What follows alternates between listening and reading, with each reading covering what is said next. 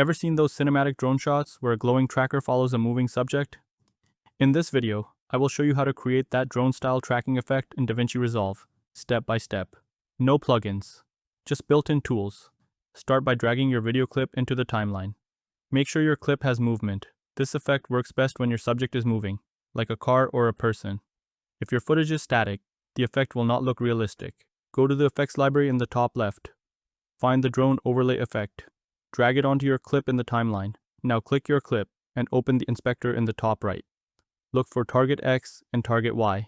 These control where the tracker appears on the screen. Adjust these values until the box sits directly on your subject. Take your time here. If this is off, the effect will look wrong.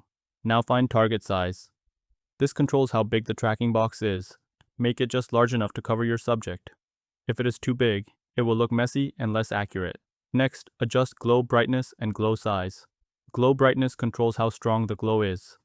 Glow size controls how far the glow spreads. Do not push brightness too high. That can make the effect look fake. Keep it subtle so it blends with your footage. Now move to saturation and contrast. Saturation controls how colorful the effect looks. If your footage is more cinematic, lower this slightly. Contrast helps the overlay stand out more. Use small adjustments here. You do not need extreme values. Now adjust grain strength. This adds texture to the effect. A small amount makes it look more natural.